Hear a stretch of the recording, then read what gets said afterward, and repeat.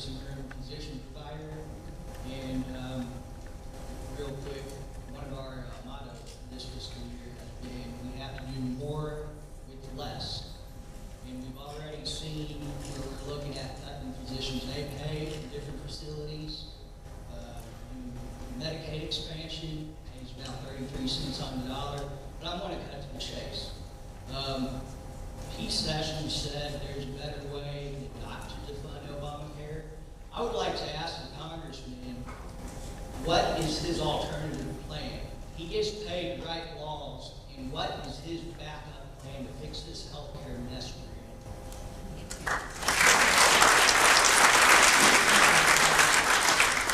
Good evening, everyone. I know we're going to try my time to be brief. I just want to bring up a quick point that in 1939 there was a man who put forth a similar medical program for people who were ill and infirm beyond being able to add to any good of society. He also appointed people of the government to decide whether their life was worth it or not. So I'd ask, why in principle are we even talking and discussing this? It's disgusting. And the program I'm referring to is the T4 eugenics program. And the man I'm referring to is Adolf Hitler. So I'd like to go ahead and ask, who here deserves to have their life and a life of worth and everything and every moment that they put into it judged by a committee and panel appointed by the government?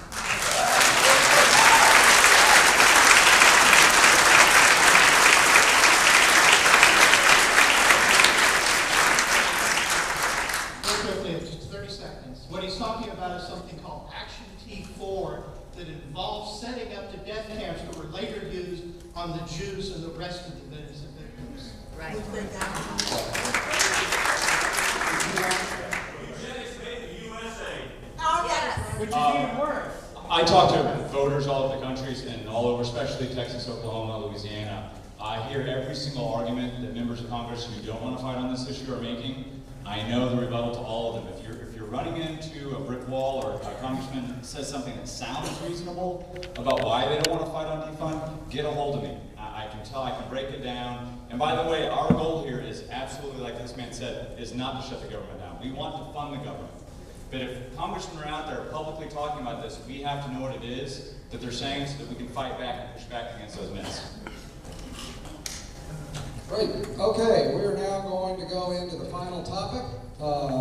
Always a fun topic to immerse ourselves into, illegal immigration and amnesty. Now, the problem with this topic is it's huge, and we could go on forever. So, I've decided we're not going to do that.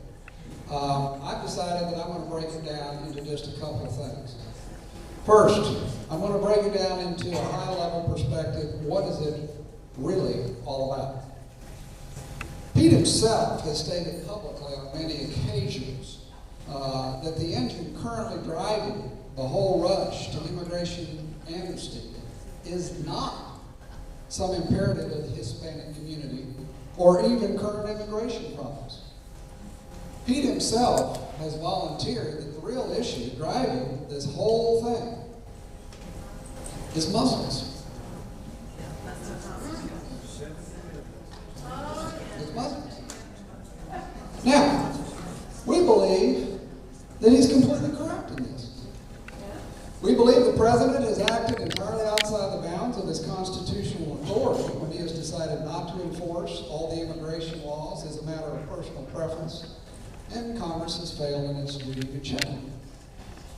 His actions and Congress's failure to check him has had two results.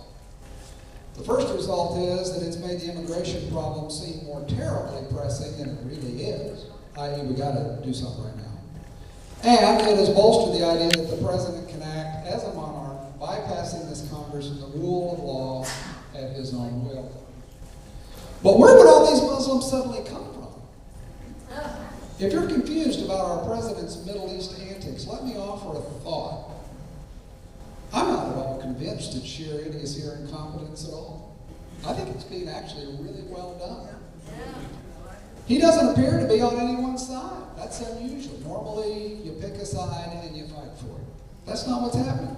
He is not on the Sunni side. He's nor on the Shiite side. He goes back and forth. He's not consistently on for Hamas or Hezbollah or anybody else. Instead, he takes whatever action is necessary necessary to create the most conflict, the most inflammation, and the most dreadful conditions. And this creates a huge flood of potential Muslim refugees streaming out of the entire region towards the U.S. in numbers of millions of people, probably lots of millions of people.